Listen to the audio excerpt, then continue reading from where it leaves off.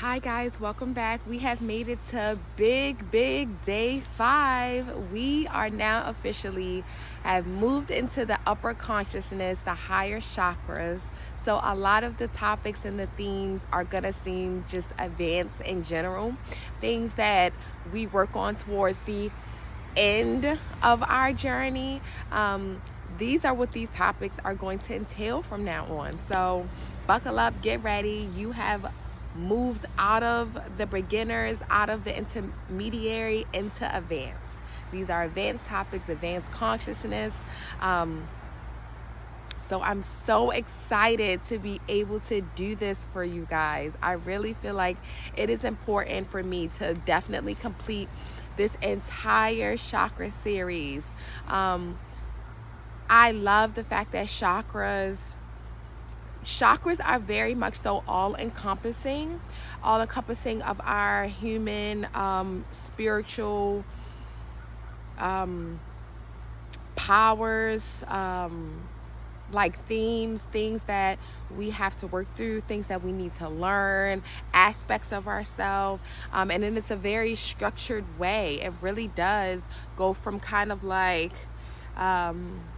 most pertinent to least pertinent, but lower to higher. Like there's a lot of things you can classify the chakras as, but it's a very systematic way to approach healing, one that produces great results because it's so all-encompassing of the different human nature things that we need to learn, things that we need to ground here on earth, things that we need to bring down from the spiritual, how we can connect the two, balance, all these great things. So this is why I'm so excited to be able to do this chakra series with you guys. I know it's changing one of you guys' life. Actually, anybody who has followed the chakra series, it's going to have major impacts. You may not feel it, or you may feel it, or all of a sudden a week or two later, you know, if you guys have never gone through a dark night of the soul, you can do it. You can get through it. It's rough. It's tough. You learn a lot of truths, hard truths, necessary truths, but truths that you've been asking for. You ask for change. You ask for healing. You ask for shifting. And that is ultimately what all of those truths and all of those revealings and that dark night of the soul, that's what that's going to bring you.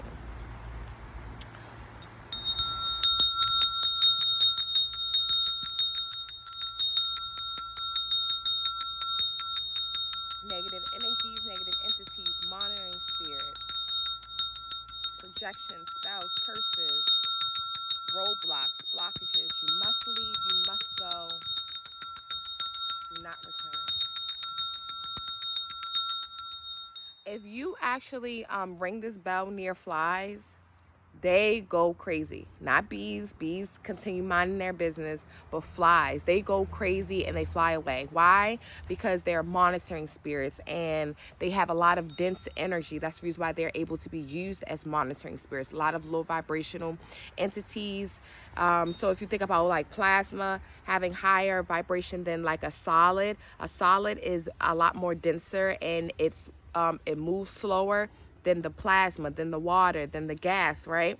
Same thing with entities and people and spirituality. When you have dense, really low vibrational, dense energy, that's what this is for. This is sound therapy. Very ancient Tibetan sounds. It's used to break up that dense energy. And so they can't stay.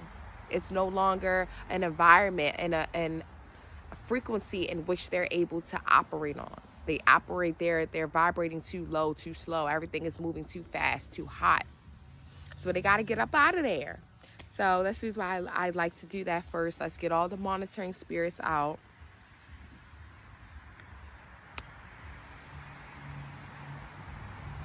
A little throat chakra action, a little throat chakra set, so we can get into the frequency of the throat chakra. So I'm wearing my light blue, my true blue. Okay. So Even though, so we're going to start off with authenticity. And we're going to be using lapis lazuli. I was going to say sodalite. I was going to say every other blue crystal except for what this was. Lapis lazuli. You guys see the gold inclusions? So apparently Cleopatra used to use powdered lapis lazuli as makeup. Come on now. Come on now. This speaks that this dark royal blue and gold speaks all about royalty, regality, power, essence, all about the divine, the spiritual nature. This is really a third eye crystal. But as you know, any crystal that is above or below another crystal, like a chakra, so like say it's for my throat, it could work for your heart as well as your third eye. Because they're connected, they're right next to each other. If you open up the throat, it'll give more space to the heart. Open up the throat, give more space, you know, more energy flow to the third eye as well, because it's a system of flowing energy. Okay, I don't know why I feel like I needed to say this as like a little reminder, but so yeah, so lapis lazuli is going to be great for the throat. We are targeting our inner power, which is being able to accept ourselves as we are, and to be able to embrace that so that we can start to step in it and live in it. Embrace your authentic self. Who are you? Who are you without all of the masks? I'm giving you the energy of authenticity right now. The energy of power.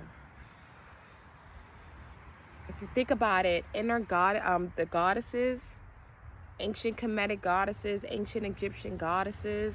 If you think about any type of empress, any type of powerful woman, she knows who she is. There is no question in her mind. She doesn't have to hide herself. She doesn't have to dim herself. And she doesn't have to change herself. She presents herself exactly as she is. Powerful, beautiful, unique. She does what she likes when she likes it, what she likes when she likes it. That is not without responsibility. She's not careless. She's not tactless. She's diplomatic, but honest. She's blunt, but she's not brutal. And that's what it means for me. Maybe it means something different for you.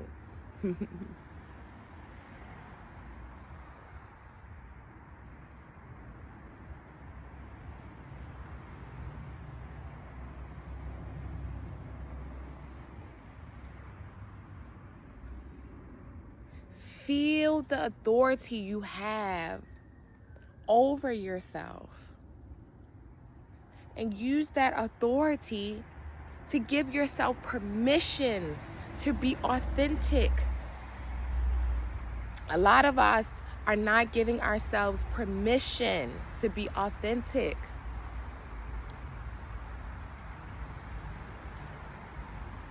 Give yourself permission.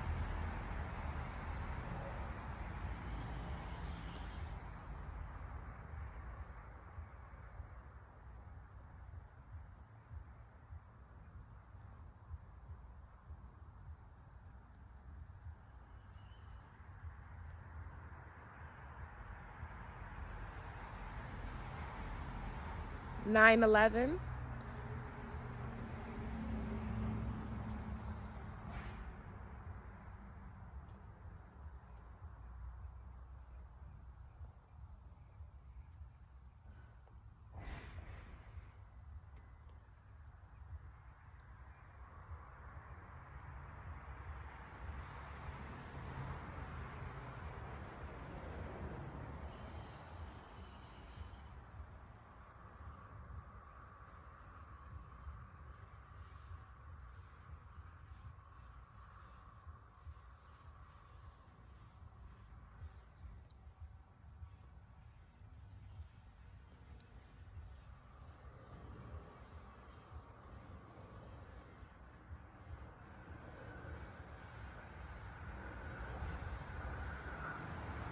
So the throat chakra mudra looks a lot like the sacral chakra mudra. And that is because they both are involving creativity, freedom, and self-expression.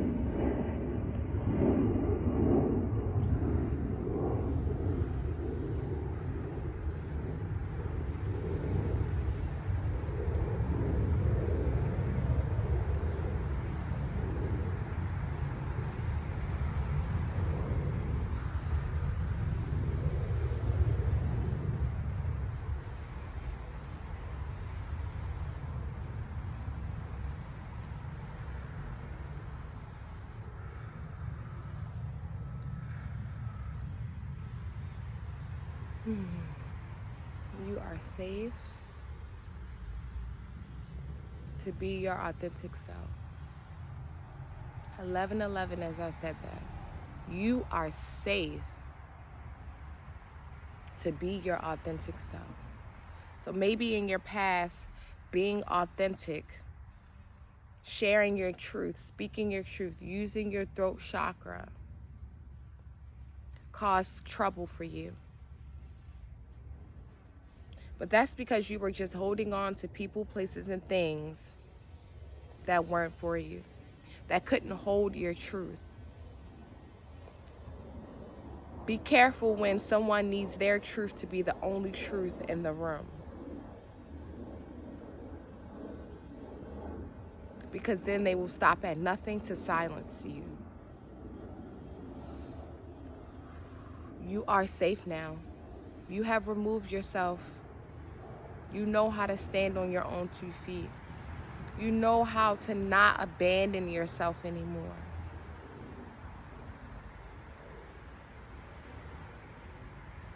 You are ready. And I am being guided to share. I've been being guided to share parts of my story lately. I've been a little hesitant because I really want to make this about you guys. I don't want to lose myself. But I have been a person where my throat chakra has been severely damaged, abused, and misused throughout my life. I was in a singing group when I was a kid. Like, I've spent a life of being misunderstood, and being misunderstood on purpose. I've had a life of literally people telling me to stop speaking up, not to speak up for myself. I've been put in situations where I've been told and shown that if I speak up, this is what will happen. And this was done by my family. This was done by my parents. There was always like a competition to be heard and to be seen amongst my siblings. That is very damaging to my self-expression. Growing up, I was always a talker, and I always told the truth. And I was threatened for it. I was told bad things would happen to me because I spoke up. And in general, I was just told to be quiet, to shush, that I talk too much. All of that, especially done as a young age, instills the idea in me that my voice is not enough, that my voice does not deserve to be heard, to be seen. And I was always a confident presenter in school where I didn't have to practice. As long as I knew the material, as long as I actually participated in the project, I could go up there and explain it like a college dissertation. I always knew that was a gift of mine. And it was public speaking, and I was so eloquent. It got to such a point in my life, the throat chakra suppression from others, and I started to accept it. So I started suppressing my own throat chakra. I started having a lot of fear of speaking up, to where as though it actually affected the way I was able to present. It actually affected the words I was able to use. I was a very eloquent speaker, especially in high school. When I got to college and a lot of those throat issues started popping up, I went to predominantly white institutions, PWIs, I went to a Catholic school for nursing school. So there's not a lot of voice and expression that someone like me can have that is welcome, right? So it got to a point where, and someone needs to hear this, I started to speak like a 2-year-old. Not even like a 2-year-old, like a second grader.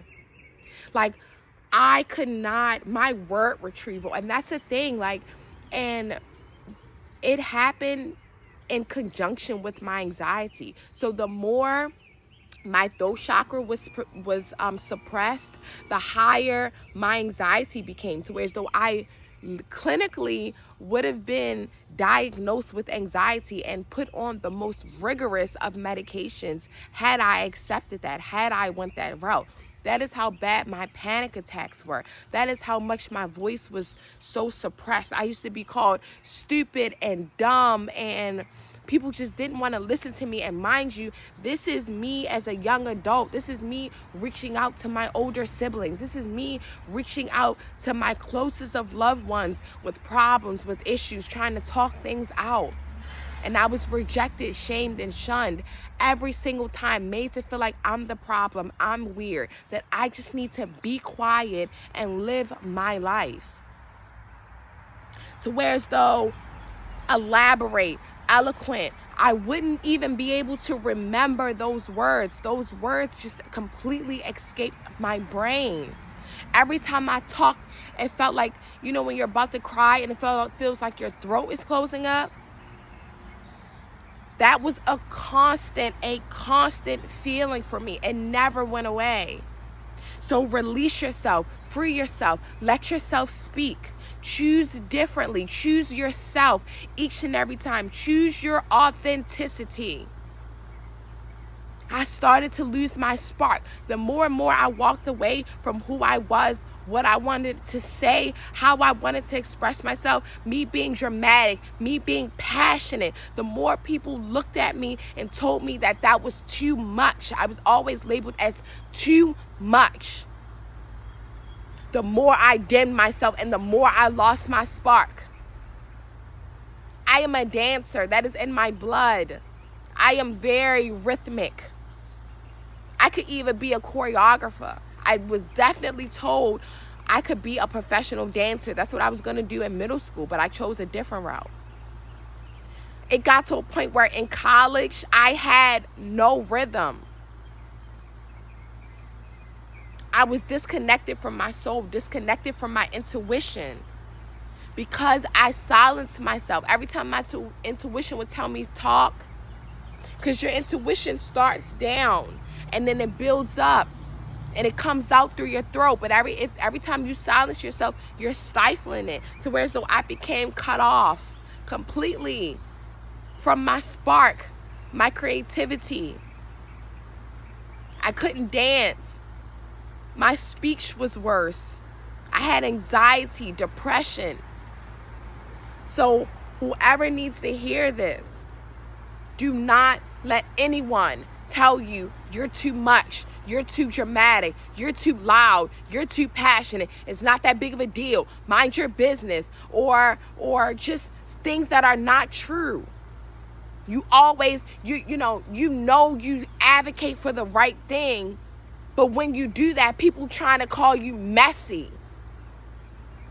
because you're trying to speak up for what's right. They call you problematic. Don't let anybody. I've been called problematic. I've been called every name in the book. I've been misnamed on purpose. I'm giving somebody positive advice about their life, and this actually happened 2 days ago. I'm genuinely giving someone good advice about their life, and they take that moment to turn it around and say that I'm being negative and that they can't talk to me because they don't like what I'm hearing. But I'm genuinely giving them good advice to keep something of value, that they have a value in their life. Don't do it. Don't let anybody label you, mislabel you, misjudge you on purpose. Continue to speak your truth and know that it is coming from an authentic place. So my other topics were going to be today, it was authenticity, it was self-expression, and it was living in your authentic truth, advocating for yourself. And you know what? I think my story time at the end of that kind of encompassed all of it. So this is what I want. This is some of the ways that people attack you, some of the ways that, all these think pieces, all these podcasts, and it's not that they're a bad thing, but it's some of the opinions are really aimed to hush and shush. Angry black woman, angry black man, right? All these tropes, right? Because we are speaking our truth. We've just been able to speak, and just when we've been able to speak, now all of a sudden, and yes, I'm going to say for black people, yes, we wasn't able to speak, not publicly. We didn't have the platform. We didn't have the safety. We didn't have the resources. So now that we do, you're telling us to, hurry up and get over it. That is a throat chakra attack. I will live my truth. I will live my authenticity. If I'm still suffering from the effects of oppression and racism, I am going to continue to speak about it. I will not shut up. I will continue to do too much because I have the right to do that. You silence next time you feel like, or next time anybody feels like they want to silence you or silence me, tell them, silence your damn self. If you want to silence somebody, silence your damn self, because you're not going to do it to me. You're not going to infringe upon my spiritual and physical free will. Why do you guys think it's an institution, institutional? This is an institutional, institution in the Constitution of the a Constitution of the institution that says that we have the freedom to speak. No, that was God-given. That's a motherfucking birthright. Your ability to speak is a motherfucking birthright. It's no constitutional, no institutional right. It is a motherfucking, as long as you are born, you are able to speak. And anybody that got a problem with it, they got to go anyway, to the left, to the right, to the next. Because I promise you, the price of your voice is far heavier than you can ever imagine. It cost me my voice. It cost me my creativity. It cost me my solar plexus. My weight started jumping up and down. I've been as skinny as 85 pounds. You can see all ribs. I was a walking skeleton. And if I can think back, it all started with my voice. As I begin to cut my voice off, I begin to lose sight.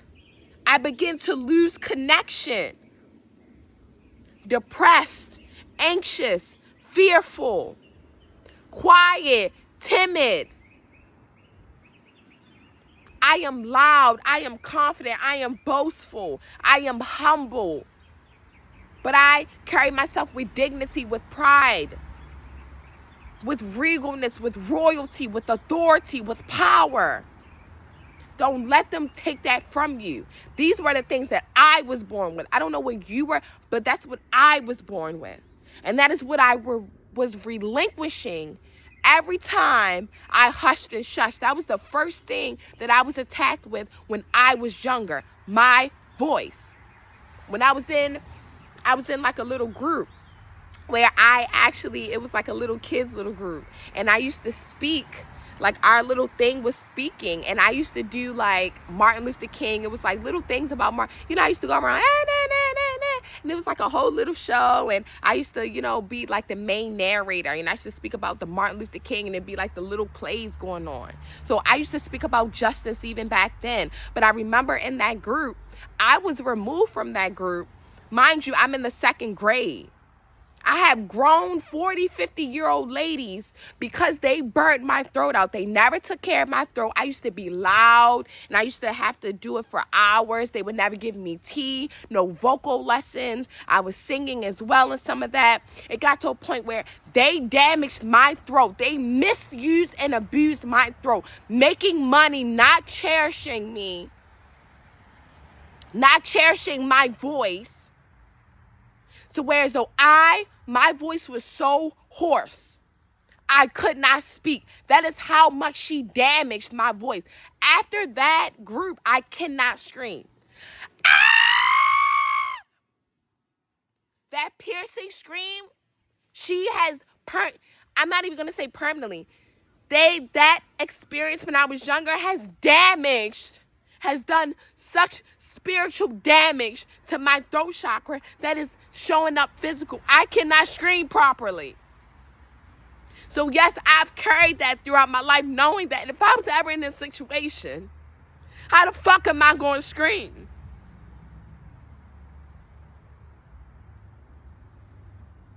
Then she lied on me. So when I couldn't use my voice anymore because she misused and abused it, then she started saying I got an attitude because she didn't want to deal with the after effects of my throat.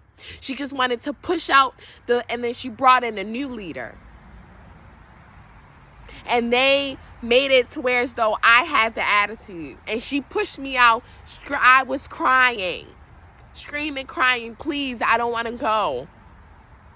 Because she was my safe space. Because all I had to go back to was that same oppressive family. And I have drug addict parents living in Baltimore City. It was never easy for me.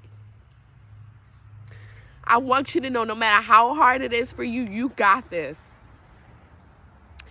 You can regain your power, regain your authenticity, regain your self-expression. Look at me. It is possible. Someone who, even like I was saying in my previous videos, was so ashamed of my big forehead and my hair. I've done videos with both out, speaking my truth. Here I am speaking my truth now. When I've suffered some of the most horrible consequences, big blowouts, big cortisol, heavy, punitive action.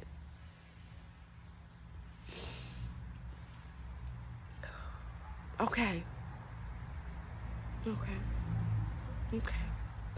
This helps someone. Let's clear the energy. Use your voice. Speak. You can do it. You will never regret it. Anybody who leaves your life from you speaking your truth, they didn't mean they weren't supposed to be there anyway. Don't abandon yourself. You won't like it. And they will not cherish you for it. They will blame you. When you abandon yourself, I need to say this too. When you abandon yourself for other people and you start to suffer the consequences of abandoning yourself, they will blame you. They will not be appreciative. They will not even acknowledge the sacrifice that you have made. Do not sacrifice yourself for anybody.